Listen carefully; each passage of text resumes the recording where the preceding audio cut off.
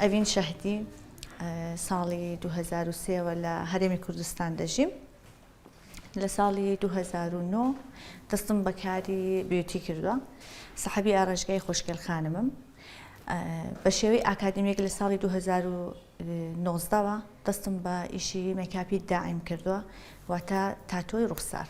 خاوەن دوو ماستەریم لە ئاکادمی ئەوروپا، ماستەری میکروبلیدینگی بۆڵبرۆز و هەروەها ماستەری ڕیموڤی تاتۆ بە تەکنیکی نانۆ ڕیمۆڤال. خۆی ئەوەی جێی باسە ئێمە وەکو من خۆم وەکو ئەندامی ئاکادمی ئێستا دەورەش دەدەمەوە هەڵبەت لە دوو لاینی بۆڵبرۆز و نانۆ ڕیمۆڤال.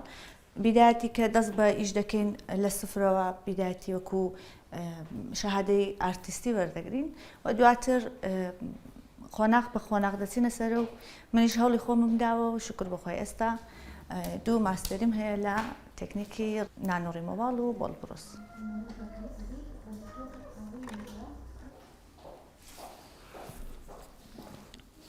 ئەو ماوەدەی کە من خۆم کاری پێ دەکەم نکتەیەکی زۆر گرنگی هەیە، ئەویش ئەوەیە کە مەسەڵەن ئێستا ئەو خانتونە 3 ساڵەوەی پێش ئەو ئیشەی لای من کردووە.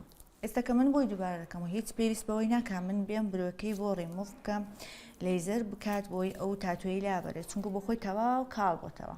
تاڵی مۆکانی جارێ هیچ دەستکاری ناکەم، شەیپەکەی جوان دەکێشمەوە. ئەوجا دواتر ئەوەی کە زیادی بوو ئەگەر حەزیان لێ بوو ئێمە ئەو تاڵەکان لا دەبین و برۆکانی تەواو خەیان دەکەینەوە.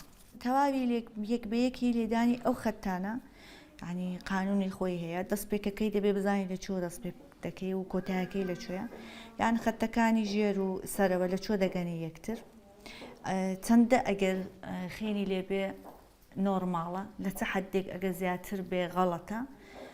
ئەوانە هەموو شتایەکی زۆر گرنگن لە میکروبلیدینگ کە ئەو کەسانی کە ئیش دەکەن دەتوانن بە فێربوونی ئەو تێکنیکە تەواو شارەزایەتیەکی تەواویان هەبێ.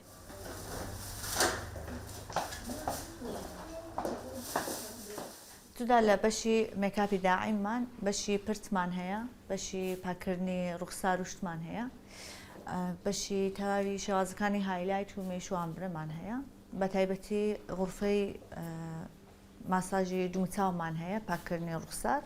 ئەو مادەی کە بەکاردێنین بۆ بڵێن بۆ سبغ یان بۆ مێش هەمووی تەواو ئۆرگانیکە، چووکەترین زیانیشی نییە بۆ پێستی سەر یان بۆ مۆکە. من خۆم وەکو ئەڤین هەتا لە سەلامەتی پێستی سەریان یان لە سەلامەتی مووی سەریان دڵنیانە بم کار ناکەم بۆیان، ینی بۆ مشتریەکان. یان ئەگەر بزانم کارێک بکەم زیان دەگەێنتە مووی سەریان بە هیچ شێوەیەک نایکەم، پرسیان مۆکان قژیان هیلاک دەکا بە هیچ شێوەیەک پیان ئەنجام نادەم بۆیان.